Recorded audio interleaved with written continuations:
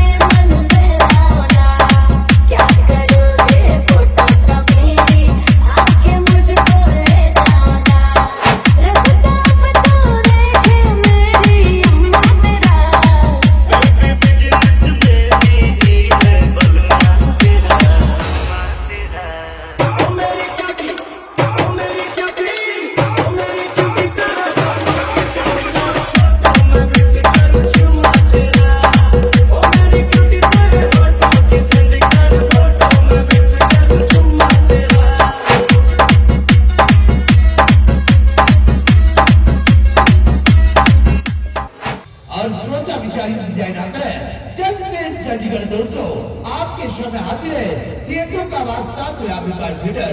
आप जल्द से चंडीगढ़ है सोचा विचारी डिजाइन आकर दोस्तों मनोरंजन करना चाहते हैं, आगे बैठकर हसीनों के साथ नजर से नजर मिलाना चाहते हैं, दिल लगी करना चाहते हैं तो गुलाबी का थिएटर की बुकिंग मास्टर से टिकट है, टिकट कट रहा है जल्द से चंडीगढ़ है।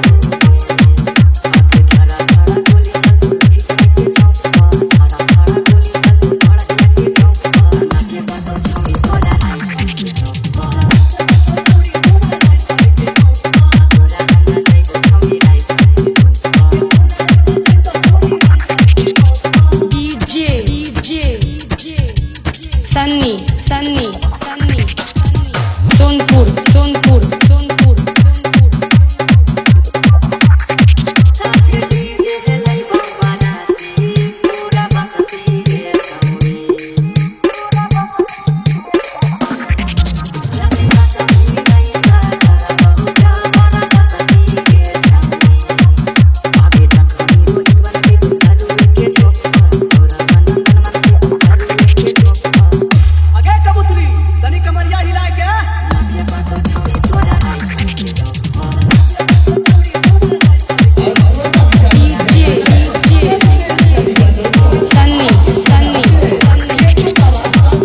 सोनपुर सोचा डिजाइन ना करे दोस्तों, मनोरंजन करना चाहते हैं, आगे बैठकर हसीनों के साथ नजर से नजर मिलाना चाहते हैं, दिल लगी करना चाहते हैं, तो गुलाब की गाय छिड़के बुकिंग मास्टर से टिकट कट रहा है, जल्द से जल्द करें।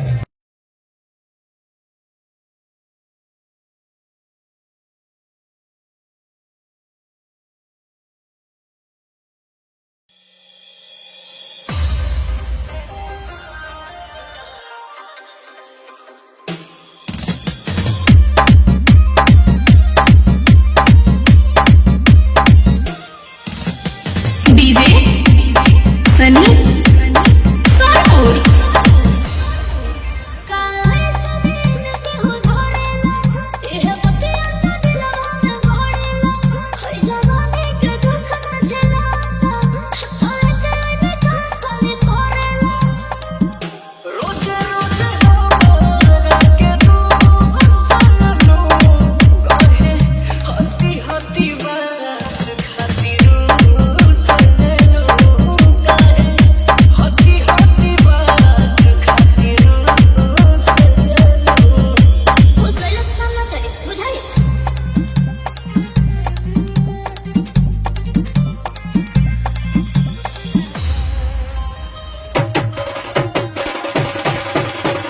डीजे सनी सोनपुर।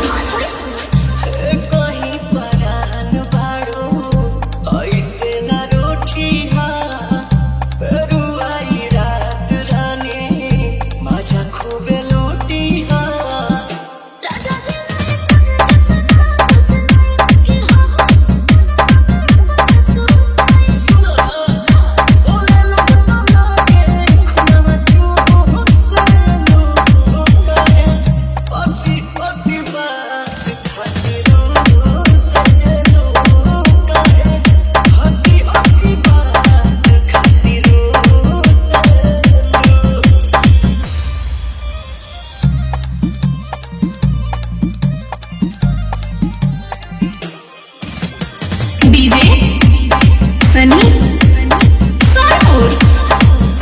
बुझतानी बात हम धन तहरा मान के अगिए के सोजा रखल चाहेलू पवन के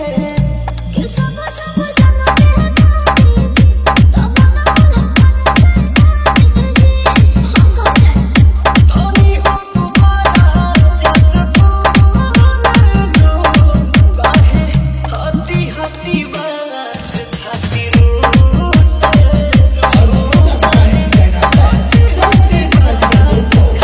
डीजे सनी सोनपुर।